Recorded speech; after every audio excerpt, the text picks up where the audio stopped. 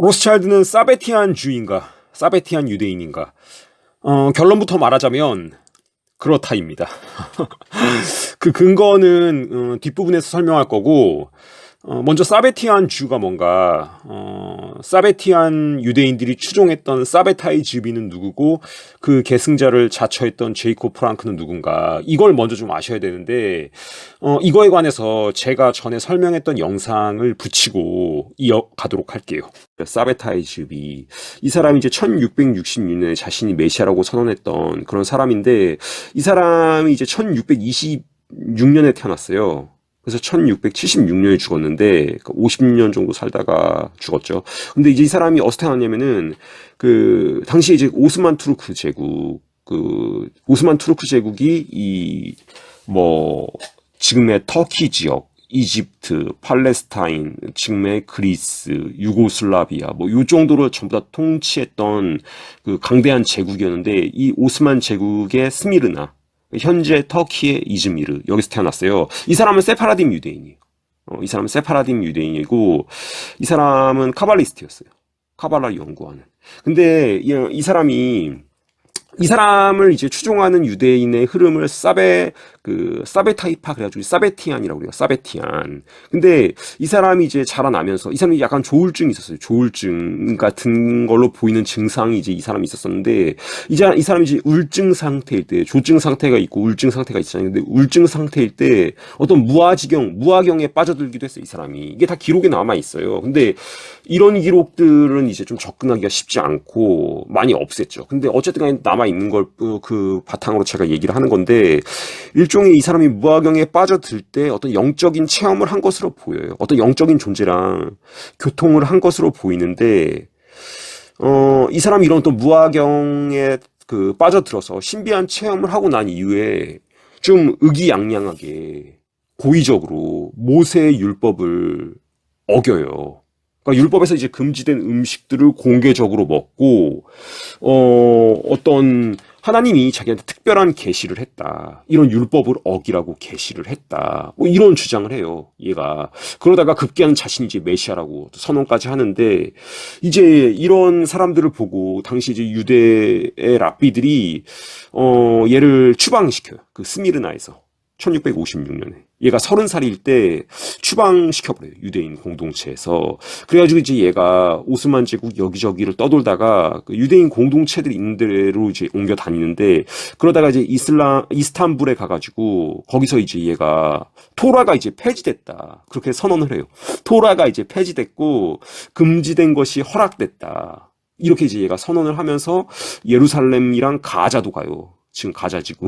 거기가 간데, 이제 그 가자지구에서 카발라를 연구하던 랍비 나단이라고 뭐 그런 사람이 있었는데, 얘랑 이제 만나요. 근데 이제 이 나단이란 사람이 이 사베타이 즈비한테 네가 지금까지 맛봤던 좌절이 너가 메시아인 것을 입증하는 거다, 뭐 이제 이렇게 선언을 하면서 막 지지를 하고, 너가 메시아다, 이렇게 이제 이 가자에서 카발라를 연구했던 랍비 나단이 적극적으로 또 이 사람을 도와요.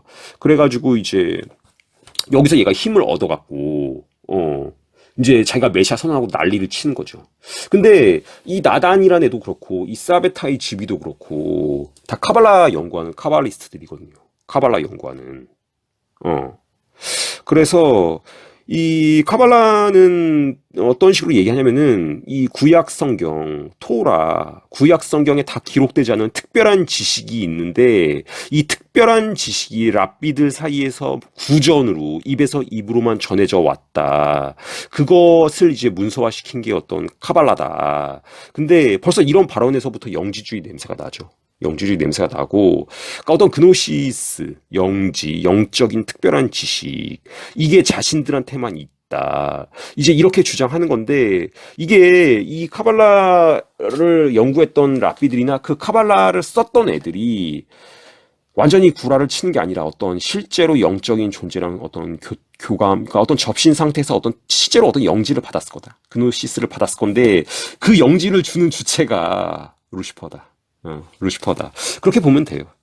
그러니까 이게 고대 그 바벨론 더 올라가면은 태초에 그 선악과 아담과 하와 그거랑 그 똑같아요. 그러니까 그때 그 뱀이 그 하와한테 그렇게 얘기하잖아요. 네가 이 선악과를 먹으면 하나님 같이 될 거다. 어. 이 선악과가 한마디로 너한테 특별한 그노시스를 주는 과일이다. 이걸 먹으면 너가 하나님 같이 될 거다. 이렇게 유혹을 했잖아요. 실제로 지금 일루미나티들은 이거를 지금도 믿고 있어요. 그러니까 뭐 유발 하라리 이런 애 보면 호모데우스가 이제 라틴어로 인신인데 인신. 얘들은 그래서 그 죽지 않는 것에 대해서 영원히 사는 거 그런 거에 대해서 이제 막대한 자금 지원해가지고 연구하고 있죠. 죽지 않는 것에 대해서. 그러니까 너희들이 하나님이 될 거다. 루시퍼가 그거 동일하게 그거 유혹하는 거예요. 그걸 지금도 일루미나티 애들은 그렇게 될 수 있다고 믿고 있는 거예요. 그러니까 너희가 하나님처럼 될 것이다. 근데 이 카발라를 연구했던 애들도 실제로 어떤 영적인 존재랑 교통하면서 걔네들로부터 어떤 그노시스, 영지를 받는데 문제는 그 영지의 근원이 루시퍼고 그게 이제 거짓을 진실처럼 말하는 거죠. 그래서 좀 일루미나티 애들도 어떻게 보면 속고 있는 거예요. 어떻게 보면 속고 있는 건데, 그래서 이제 이런 어떤 카발라나 이런 어떤 그 신비주의를 연구한 애들이 어떤 영적인 체험을 하는 것은 실제로 체험을 하는 것일 거다, 실제로. 근데 이 아까 카발라는 아까도 얘기했지만 아인소프라는 어떤 최고 신이 있고, 이 신은 비존재나 음존재나 비근거를 대상으로 한 카발라적 신이다. 그러니까 음과 양이 섞여 있고 선과 악이 섞여 있는 그런. 그래서 아까 사베타이즈비가 율법을 어기고 금지된 음식을 먹는 행동이 그게 이제 선이다. 이렇게 주장될 수 있는 거죠. 이런 어떤 카발라적 관념에서는. 선악이 어차피 짬뽕돼 있으니까. 그리고 이제 좀 더 뒤에서 설명하겠지만 이 사베타이즈비의 후계자인 제이콥 프랑크로 있어요. 또 뒤에 나타나는 놈. 얘는 더 과격하게 이 주장을 해요. 우리가 일루미나티 하면 이제 바로 떠올리는 근친상간, 소아성애 이런 게 다 이제 이 제이콥 프랑크한테 나와요. 뭐 그 밖에도 이제 백마술, 백마법, 온갖 주술, 고대 바빌론까지 연결되는 그런 것들이 다 카발라에 아주 풍부하게 들어가 있어요. 그러니까 이것의 근원이 어딘지를 우리가 알 수 있는 거죠. 이 프리메이슨 33도였던 그 알버트 파이크도 그런 말을 했죠. 그러니까 프리메이슨의 신비주의를 끝까지 파고들면 결국에는 카발라가 나온다.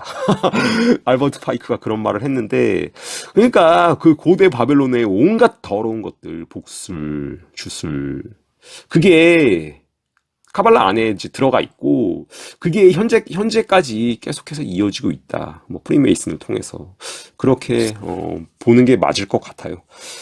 다시 그 사베타이 즈비로 돌아가면은 이제 이 사베타이 즈비가 1665년 5월 31일에 갑자기 그 또 어떤 무화경에 사로잡혀가지고, 그리고 아까 말했던 그 가자의 어떤 나단 걔 또 격려에 힘입어서 자기의 어떤 메시아적 사명을 선포하면서 또 얘가 어떤 본격적으로 이제 활동을 시작해요.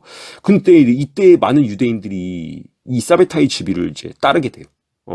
그러면서 이제 얘가 오스만 투르크 제국 안에서 난리를 치고 돌아다니니까 이 오스만 제국의 술탄이 얘를 이제 그 체포해요. 1661년에 이스탄불에서 체포되는데 얘가 이 술탄이 얘한테 그 너가 이슬람교로 개종하면 살려주겠지만 그렇지 않으면 널 죽이겠다. 이렇게 이제 술탄이 얘기를 하니까 이 사베타이 즈비가 이슬람교로 개종해요. 이슬람교로 개종하고 그 다음에 이제 그 석방돼 갖고 이 술탄이 주는 연금을 받으면서 살다가 이제 10년 뒤인 1676년에 죽어요. 50살로 죽는데 이 사베타이 즈비 얘가 이제 그 개종을 하면서 어떤 개념이 생기냐면은 그 사베타이 즈비를 추종하는 사베티안 사이에서 신비로운 배교라는 개념이 생겨요. 신비로운 배교. 이 신비로운 배교라는 건 뭐냐면은 이 무슬림 속에서는 무슬림으로, 뭐 기독교인 사이에서는 기독교인으로 개종해라. 그렇게 해서 기독교인으로 행세하면서 그들을 무너뜨려라. 이게 이제 사베타이 즈비가 어떤 그 자기 추종자들한테 이렇게 남겼다 이런 메시지를. 그래서 이게 사실 이제 일루미나티나 프리메이슨도 얘들이 이제 교회나 그 신학교로 들어오잖아요. 들어와서 침투해가지고 그 내부적으로 부패시키는 거, 교회나 신학교를. 그게 이제 이런 어떤 사베타이 즈비의 이슬람으로 개종한 것에서 유래됐다. 뭐 이렇게 보기도 해요. 신비로운 배교. 이런 개념으로 이제 보기도 하고, 이제 이런 어떤 사베타이 즈비의 이념을 계승한 사람들을 이제 사베티안이라고 그러는데, 이 사베티안 공동체 안에서 태어난 사람이 이제 제이콥 프랑크예요. 제이콥 프랑크. 이 제이콥 프랑크는 1726년 그 폴란드의 포돌리아의 그 코롭가, 현재 이제 우크라이나 지역인데, 거기서 태어났고, 이 제이콥 프랑크의 아버지가 사베티안이었어요. 제이콥 프랑크의 아버지가. 이 제이콥 프랑크의 아버지가 1730년에, 그러니까 제이콥 프랑크가 태어난 지 4년 뒤에 그 부코비나 지방에 있는 체르노비츠로 이제 이사를 가는데, 이 체르노비츠가 당시에 이제 사베티안들의 영향력이 되게 강했던 지역이에요.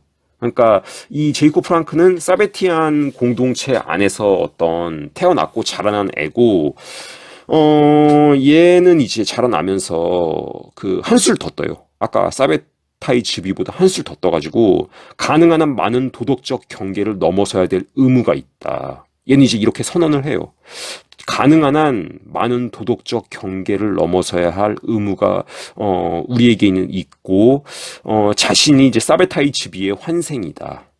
이렇게 이제 이 사람이 선언을 하면서 사베타이 즈비처럼 이제 율법에 금지된 음식들을 먹고 뭐 대속죄일 같이 금식을 해야 되는 날에 축제를 벌이면서 뭐 마음껏 먹고 마시고 이런 일들을 이제 얘가 행해요. 그리고 이 근친상간, 근친상간 그리고 이제 와이프를 교환, 그러니까 스와핑, 아내를 교환해서 뭐 섹스를 하는 거 이런 것들 얘는 하라고 시켜요. 자기 추종자들한테. 근데 이런 것들 이제 그 이런 얘 사상을 이제 프랑키즘이라고 말하는데, 프랑키즘 그리고 이제 얘를 추종한 애들 프랑키스트 이렇게 말하는데, 이 프랑키즘은 간단하게 말하면 죄를 통한 구원 이렇게 요약할 수 있어요. 죄를 통한 구원.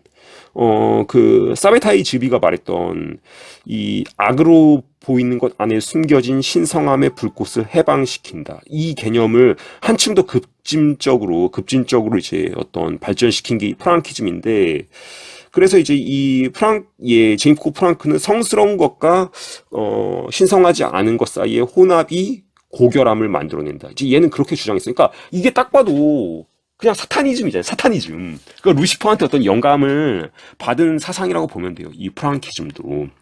근데 이제 어떤 이런 이단적인 교리 때문에 이 제이콥 프랑크 본인과 얘 추종자들, 프랑키스트들이 다 어떤 그 폴란드에 있던 유대 공동체에서 파문을 당해요. 그 파문을 당하는데 이제 얘는 거기서 굴하지 않고 활동 지역을 이제 르보프로 옮겨서 유대인들한테 이제 그 르보프는 당시 이제 오스트리아 헝가리 제국의 일부였는데, 거기 살던 유대인들한테 이제 카톨릭으로 개종할 것을 이제 요구하죠. 카톨릭으로 개종해라. 사베타이 제비처럼 개종해서 그 카톨릭을 부패시켜라. 이제 이렇게 이제 요구를 하고, 실제로 이제 이 사람의 요구에 부응해가지고 1790년까지 대략 2만 6천 명의 유대인들이 세례를 받고 카톨릭으로 개종해요. 그러니까 뭐 이렇게 유대인들이 카톨릭으로 개종하니까 당시에 이제 오스트리아 제국의 어떤 황제였던 마리아 테레지아나 그 아들 요제프 2세 이런 애들이 좀 좋아했어요. 유대인들이 카톨릭으로 개종한 거에 붓을 보고. 근데 이제 어쨌든 간에 이런 개종에도 불구하고 이 프랑키스트들이 그 교리가 되게 이상하고 그랬기 때문에 계속해서 의심의 눈초리를 받았어요. 이게 가짜로 그냥 개종한 거 아니냐, 이런 의심이 계속해서 있었고, 그래서 이제 1760년에 이제 이 사람이 체포돼요. 바르샤바에서 체포돼 갖고 이단 혐의로 이제 재판을 받고, 그 재판 결과 그 체스토브와에 있는 수도원에 이제 감금이 돼요. 그래가지고 13년 동안 거기서 이제 감금 생활을 하는데, 이런 어떤 감금이 얘를 어떻게 보면은 더 어떤 순교자 이미지를 얘한테 만들어내가지고 얘의 영향력이 더 커지는 결과를 초래하게 된다. 그래서 얘가 감금됐던 그 체스토바 근처로 얘 추종자들이 다 모여들면서 얘랑 계속해서 교류를 이어간다. 그렇게 되고 얘가 이제 그 풀려나요. 결국엔 또 풀려나갔고, 어떻게 풀려나냐면은, 이 폴란드가 오스트리아, 러시아, 프로이센 이 3국에 의해서 분할되거든요. 3국 분할이라고 그러는데, 이 3국 분할 당시에 이제 그 체스토바 지역에 진출했던 러시아 장군 비비코프가 1772년에 얘를 풀어줘요.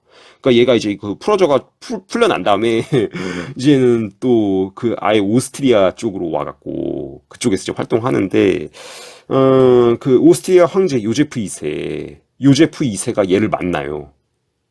제이콥 프랑크를 만나고, 이 요제프 2세는 그 영화 아마데우스라고 아시죠? 모차르트를 다룬 영화. 거기에서 이제 그 영화에서 나오는 모차르트를 후원했던 그 오스트리아 황제. 걔가 이제 요제프 2세. 이 요제프 2세가 마리 앙뚜아네트 오빠예요. 이 프랑스 대혁명 때 단두대에서 목이 잘리는 프랑스 왕비. 마리 앙뚜아네트의 오빠인데, 이 요제프 2세가 이 제이콥 프랑크를 직접 만나러 와요. 그리고 이제 그 제이콥 프랑크한테 딸이 있었는데, 딸 이브라고, 제이콥 프랑크의 딸을 요제프 2세가 이 딸한테 좀 상당히 호의적이었다고 해요. 그러니까 뭐 미인기에 썼는지 어쩐지는 모르겠지만, 이 요제프 2세가 이 제이콥 프랑크를 좀 후원해 줬고, 그래가지고 이제 제이콥 프랑크가 그 딸과 같이 비엔나에 왔다 갔다도 몇 번 했고, 그러니까 이제 그렇게 지내다가 얘는 결국에 이제 제이콥 프랑크는 그 독일 오펜바흐로 이주해서 거기서 이제 뭐 한마디로 잘 먹고 잘 살아요. 부유하게 잘 살다가 죽는데, 1791년에 죽는데, 얘가 이제 죽기 몇 년 전에 이 오펜바흐에서 마이어 암슈엘 로스차일드랑 만나요. 제이콥 프랑크는 말년에 이제 프랑크푸르트 외곽 오펜바흐에서 살았어요. 이제 아까 먼저 붙인 영상 설명했듯이, 그 오펜바흐는 이제 정확하게 말하면 오펜바흐 암마인인데, 그러니까 이제 마인강 옆에 있는 오펜바흐 이런 뜻인데, 이 오펜바흐 암마인은 프랑크푸르트 암마인이랑 마주보고 있는 도시예요. 프랑크푸르트 암마인이랑 마주보고 있는 도시. 근데 이 프랑크푸르트 암마인이 일대 로스차일드, 마이 암슈엘 로스차일드가 태어나서 살다가 죽은 곳이죠. 그러니까 일대 로스차일드, 마이 암슈엘 로스차일드가 살았던 바로 그 옆으로 제이콥 프랑크가 이사를 와서 말년을 여기서 보내요. 1786년에 이제 이쪽으로 와서 5년 동안 살다가 5년 뒤인 1791년 8월 10일에 여기서 죽어요. 제이콥 프랑크가. 이 그림이 제이콥 프랑크의 임종을 그린 그림이에요. 주변에 뭐 이렇게 호위하는 사병들이 서 있죠. 그러니까 이제 말년에 이르러서 제이콥 프랑크는 개인적인 사병, 그러니까 사병, 뭐 군대라기보다는 뭐 이제 경호병 정도로 봐야겠죠. 이런 어떤 그 무리들을 거느렸다고 그래요, 이 제이콥 프랑크가. 근데 이제 그런 자신의 이제 경호병들이랑, 그 다음에 이제 뭐 추종자들이 막 들어와서 울고 있는 모습도 보이는데, 그런 어떤 추종자들에 둘러싸여서 이제 죽은 모습을 그린 그림이죠. 근데 이제 그 제이콥 프랑크랑 로스차일드의 관계에 대해서 설명하기 전에, 이 제이콥 프랑크가 쓴 책에 대해서 조금 먼저 얘기를 해야 될 것 같아요. 이 제이콥 프랑크가 쓴 책이 있어요. 이 책의 이름이 주님의 말씀 모음집 이란 책이에요. 주님의 말씀 모음집. 근데 주님의 말씀이 아니라 내용을 보면 이 사탄의 얘기 모음집 이렇게 하는 게 더 적절할 것 같아요. 뭐 루시퍼의 얘기 모음집 이렇게 그 제목을 붙이는 게 보다 적절할 것 같은데, 이 책은 이제 제이콥 프랑크가 직접 썼다는 소리도 있고, 이제 추종자들이 제이콥 프랑크의 말을 받아서 썼다는 얘기도 있어요. 근데 어쨌든 그 주님의 말씀 모음집 이 책에 나오는 구절 몇 개를 읽어드리면, 나는 너희를 들어 올리려고 이 세상에 온 것이 아니라 너희를 내려놓으려고 왔다. 시면의 밑바닥으로. 시면으로 내려가는 것은 모든 종교와 관습을 거부하고 행동하는 것을 말하며, 다시 말해 이것은 자신의 자발적인 타락을 요구한다. 이런 구절 있고, 또 다른 구절 읽어드리면, 승천하려면 먼저 내려가라. 어떤 사람도 먼저 산기슭으로 내려가기 전에는 산을 오를 수 없다. 그러므로 우리는 내려가서 밑바닥으로 던져져야 한다. 그럼으로써 우리는 무한을 향해 올라간다. 이런 구절도 있어요. 또 한 구절 읽어드리면 모든 법과 가르침은 무너질 것이며 모든 사람의 가장 중요한 의무는 모든 경계를 넘는 것이다. 이건 뭐 거의 그 사탄으로부터 영감을 받은 순수한 어떤 사타니즘이죠. 딱 하나만 더 읽어드리면 인생에 이르는 길은 결코 쉽지 않은데 그것은 허무주의의 길, 즉 파괴의 길이기 때문이며 그것은 모든 법과 관습과 종교로부터 자신을 해방시켜 생각할 수 있는 모든 태도를 취하고 한 지도자를 따라 한 걸음 한 걸음 시면으로 들어가는 것을 의미한다. 이제 이런 그 구절들이 책에 나오고 그 제이콥 프랑크는 자신의 추종자들한테 이제 정숙함, 가족의 순결, 뭐 어떤 근친 상간에서 금지하는 뭐 토라의 구절 이런 것들을 이제 뒤집는 그 집단 성교, 난교 이런 것들을 행하라고 이제 얘기를 했어요. 심연의 밑바닥으로 내려가는 것, 경계를 넘는 것 이런 것에 다 해당되는 행위죠, 이게. 근친상간, 소아성애, 인신제사 뭐 이런 거. 근데 이제 영적인 측면에서는 이제 이런 것들이 이 제이콥 프랑크를 추종했던 사람들한테는 이런 게 일종의 이런 행위가 일종의 워십의 한 형태예요. 이런 행위가. 이게 영적인 측면에서 이제 그렇다면 이제 심리학적 측면에서 만약에 분석해보자면 이런 행위의 의미를 분석해보자면 집단 난교는 그 행위를 이제 행하는 집단을 하나로 묶어요. 그러니까 함께 어떤 도덕 규칙을 어기는, 그러니까 함께 도덕률을 넘어서는 어떤 행위에 참여함으로써 일종의 집단 정체성을 만들어내고 이런 행위 자체가 그 행위에 참여하는 사람들에게 그리고 어떤 일종의 함께 손에 피를 묻히는 거죠. 함께 공범자가 되는, 그러니까 끊어낼 수 없는 결속력을 갖게 되는 거죠. 이런 행위를 하면 심리학적 측면에서 봤을 때는. 근데 어쨌든 간에 이제 그 제이콥 프랑크가 자신의 저서에서 이제 이런 글들을 남겼고 이 제이콥 프랑크의 추종자 중에서 미하엘 헤스라고 있어요. 이 미하엘 헤스가 마이 암쉘 로스차일드, 일대 로스차일드 이 사람에 의해서 가정교사로 고용됐어요. 이 미하엘 헤스가. 그러니까 이제 그 마이 암쉘 로스차일드의 5명의 아들, 이 5명의 아들 중에서 이제 런던으로 보내진 네이선 로스차일드, 나중에 이제 영국을 완전히 장악하는 이 네이선 로스차일드랑 그 사람의 동생인 제임스 로스차일드, 파리로 갔던 프랑스를 완전히 장악하는 이들이 다 이 미하엘 헤스의 가정교사였어요. 미하엘 헤스가 이 사람들의 다 가정교사였어요. 어렸을 때 이 미하엘 헤스를 마이 암쉘 로스차일드가 자기 아들들의 가정교사로 고용해요. 제이콥 프랑크의 추종자를. 그러니까 왜 로스차일드 사람들이 그렇게 이상한 오컬트를 좋아하고 그 집단 난교나 인신제사를 연상시키는 기괴한 파티를 여는가? 가 좀 설명이 되는 거죠. 1972년에 그 기 로스차일드, 프랑스의 로스차일드가 페리에르 성에서 열었던 파티 기억하시죠? 이 파티가 왜 이 로스차일드 사람들이 이런 파티를 여는가 그런 것에 대해서 좀 설명될 수 있는 대목이고 이게 끝이 아니에요. 또 있어요. 그러니까 지그문트 가이젠하머라고 있어요. 지그문트 가이젠하이머. 이 사람도 제이콥 프랑크의 추종자인 프랑키스트였는데 이 사람은 마이어 암쉘 로스차일드의 수석이었어요. 수석 비서. 뭐 영문으로 이제 위키피디아 들어가서 그 지그문트 가이젠하이머 그 치면은 떠요. 이게 마이어 암쉘 로스차일드의 수석 비서였다고.